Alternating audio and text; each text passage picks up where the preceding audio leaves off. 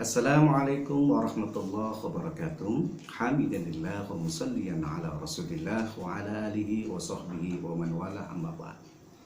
Kaum muslimin yang berbahagia, nikmat yang patut kita syukuri bersama, yaitu meskipun di tengah pandemi wabah COVID-19 atau virus corona ini, Allah masih memberikan kita nikmat sehat, nikmat panjang umur, sehingga kita masih dapat bertemu dengan syahrul Ramadan, yaitu bulan Ramadan, bulan yang mulia, bulan yang penuh rahmat, bulan yang penuh maghfirah, bulan di mana Allah Subhanahu wa taala akan melipat gandakan pahala di dalamnya. Kaum muslimin yang berbahagia, salat dan puasa keduanya merupakan rukun Islam dan amalan wajib yang harus dijalankan atau ditunaikan oleh setiap muslim.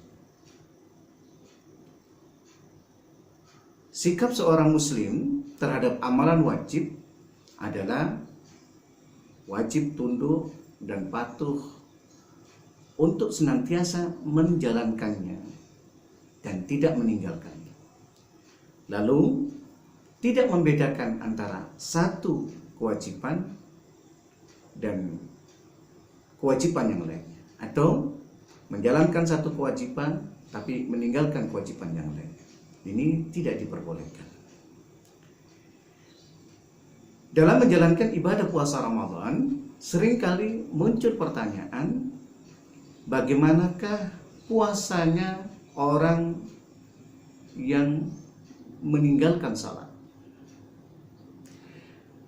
Berkaitan dengan ini, sebelum kita membahas secara detail atau kesimpulan hukum, maka terlebih dahulu kita harus mengkaji kedudukan dua amalan ini, yaitu kedudukan puasa dan juga sholat. Puasa, yang pertama, ibadah puasa Ramadan merupakan bagian dari rukun Islam. Puasa Ramadan merupakan ibadah yang sangat diistimewakan oleh Allah Subhanahu wa taala, di mana Allah Subhanahu wa taala yang langsung mengatakan bahwasanya puasa itu adalah untukku dan aku yang akan membalasnya. Ini sebagaimana di dalam hadis qudsi yang diriwayatkan oleh Imam Ibnu Hibban dalam kitab sahihnya dari Abu Hurairah, Annallaha subhanahu wa ta'ala yaqulu, bahwasanya Allah subhanahu wa ta'ala berfirman, kullu hasanatin ya'maluha ibnu Adam bi asri hasanatin ila sab'i mi'atin di'fin yaqulullah illa sawmu fahuwa li wa ana ajzibi.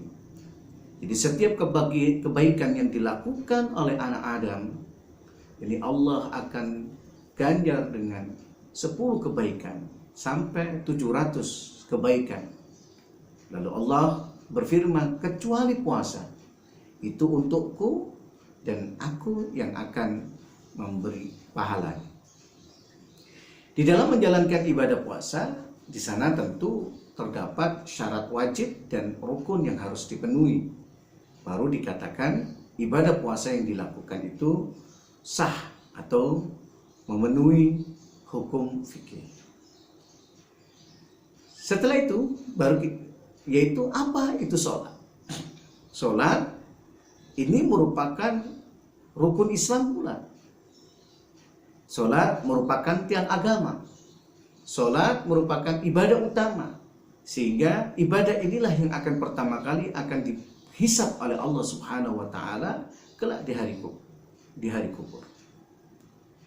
Salat ini juga memiliki kedudukan, ini adalah pembatas, pembeda seorang itu muslim apakah musyrik atau kafir, yaitu dilihat apakah orang itu salat atau tidak. Ini sebagaimana yang dijelaskan oleh baginda Nabi Muhammad SAW dalam hadis yang diriwayatkan Imam Muslim dari Jabir bin Abdullah radhiyallahu anhu, bahwasanya baginda Nabi Muhammad SAW bersabda, bainar rajuli wa bainasyirki wal kufri tarkus salati. Pembatas bagi antara seorang dengan syirik dan kufur itu adalah meninggalkan salat. Lalu ada pula hadis yang diriwayatkan oleh Imam At-Tirmidzi dari Abdullah bin Buraidah radhiyallahu anhu, bahwasanya baginda Nabi Muhammad SAW bersabda, innal ahda alladhi bainana wa bainahum as-salat faman tarakaha faqad kafara. Jadi sesungguhnya perjanjian antara kita dan mereka, yaitu kaum musyrikin, adalah salat.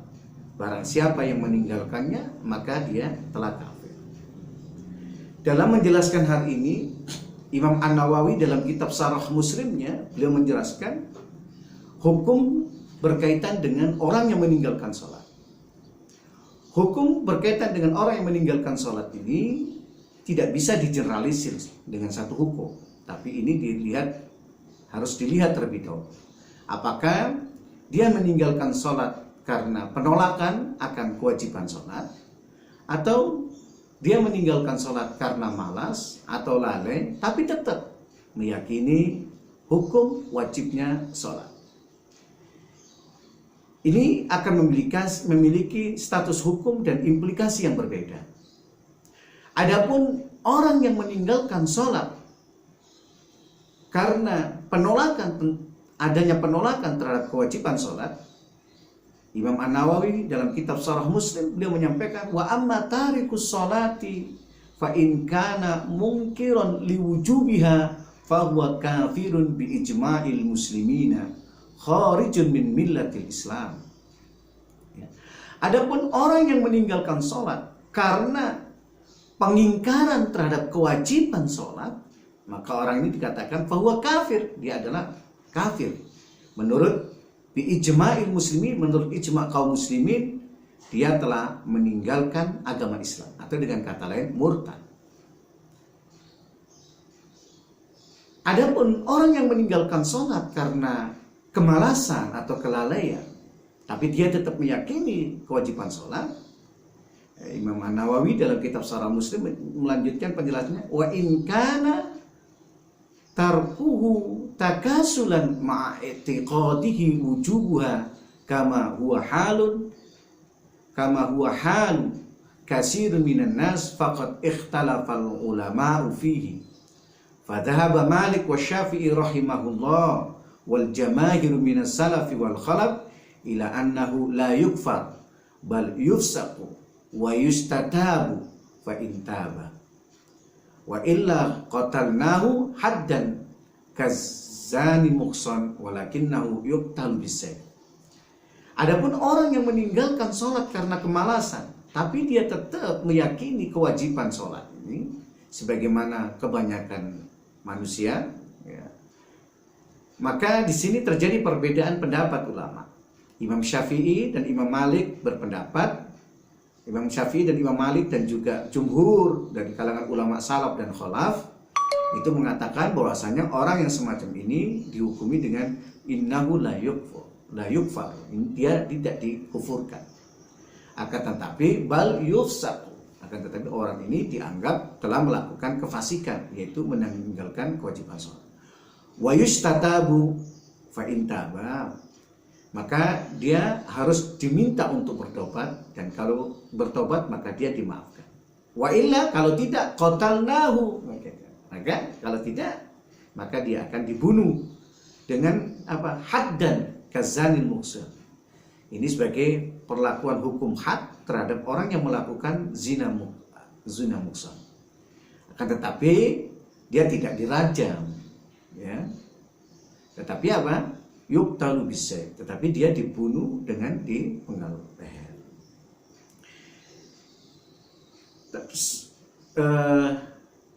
Dalam kitab yang sama, Imam Al-Muzanni, ya, sahibus Syafi'i, ya, pengikut Imam Syafi'i rahimahullah, itu mengatakan orang yang meninggalkan sholat karena malas, lalai, gitu, tetap meyakini tentang kewajiban sholat, itu dikatakan annahu la yukfar bahwasanya dia tidak dikafirkan, wala yuqtalu, dan tidak dibunuh, bal yu'zar, tetapi dia dikenai sanksi takzir, wa yuhbasu, lalu dipenjara hatta yusolli, sampai dia mau sholat kembali. Kaum muslimin yang berbahagia, dari penjelasan kedudukan puasa dan sholat dalam kacamata hukum Islam, dari situ dapat kita pahami bagaimanakah status hukum orang yang puasa tapi tidak sholat. Di sini ada kesimpulan hukum yang berbeda. Kesimpulan yang pertama, apabila orang yang puasa itu tapi meninggalkan sholat, dan meninggalkan sholatnya itu karena dia mengingkari kewajiban sholat itu, maka orang itu dikatakan telah kafir. Jumhur kaum muslimin mengatakan dia telah keluar dari Islam. Berarti kalau keluar dari Islam, secara otomatis ibadah puasa yang dilakukannya itu tidak ada artinya. Karena apa? Menolak satu hukum Islam sama dengan artinya menolak keseluruhan hukum Islam. Dan itu akan dikenai hukum riddah, yaitu hukum bunuh. Adapun orang yang puasa lalu meninggalkan sholat karena kemalasan atau kelalaian, sebagaimana kondisi banyak manusia, tetapi dia tetap meyakini kewajiban akan sholat, maka orang yang semacam ini puasanya secara tinjauan kajian hukum fikih tetap dikatakan sah. Namun ya, puasanya tetap dikatakan sah, tidak batal dan tidak wajib qadha. Namun puasanya tidak bernilai apa-apa. Ini sebagaimana penjelasan penjelasan Syekh Hasan Ibnu Ahmad Ibnu Muhammad Al-Kaf dalam kitab At-Taqrirat As-Sadida fil Masailil Mufidah. Beliau menjelaskan yang membatalkan puasa itu ada dua macam kategori. Yang pertama kategori muhabbitat, dan yang kedua adalah kategori muftirat. Kategori muhabbitat ini adalah kismun yubtilu sawaba saum la sauma nafsa. Ini bagian yang membatalkan pahala puasa, dan tidak ada puasa. Fala yajibul alaihil qadha, dan dia tidak wajib qadha. Ini seperti apa? Orang puasa tapi menjalankan maksiat. Orang puasa menjalankan larangan Allah. Orang puasa meninggalkan kewajiban. Ini menurut Sayyid Hasan Ibnu Ahmad Ibnu Muhammad Al-Kaf dikatakan dia puasanya sah tapi tidak bernilai pahala. Dan ini masuk kategori muhabbitat. Yang kedua, kategori muftirat. Muftirat.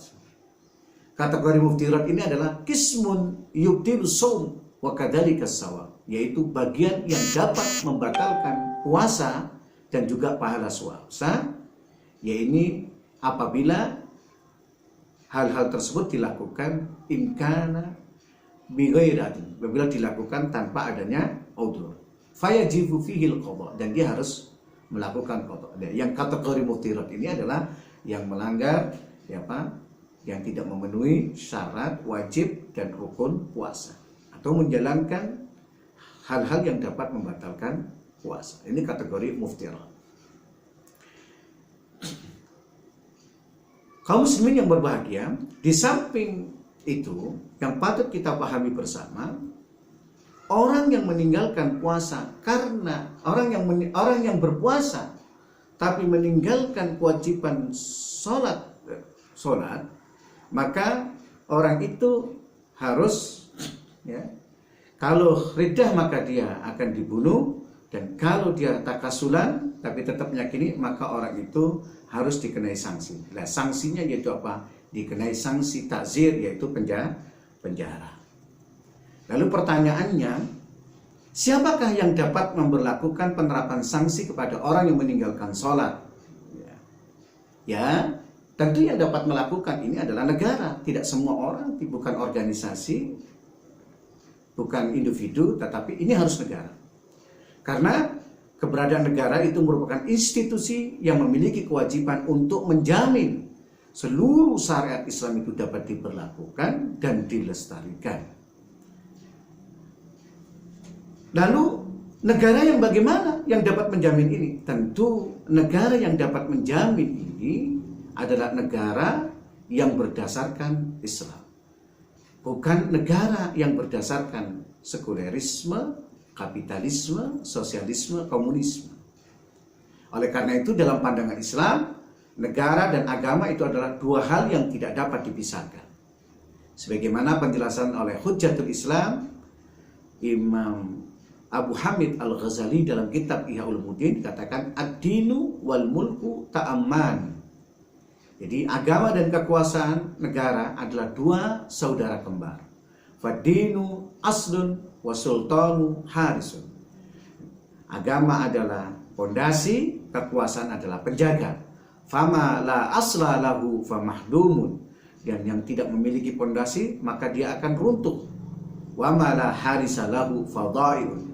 Dan yang tidak memiliki penjaga maka dia akan sirna atau dia akan sia-sia. Oleh karena itu dalam kesempatan ini Al-Fakir menyampaikan kewajiban umat Islam, yaitu harus menjalankan kewajiban itu dengan sepenuhnya tanpa membedakan antara satu kewajiban dengan kewajiban yang lainnya. Semoga yang sedikit ini dapat memberikan manfaat. Billahi taufiq wal hidayah. Wassalamualaikum warahmatullahi wabarakatuh. Kepanjangan.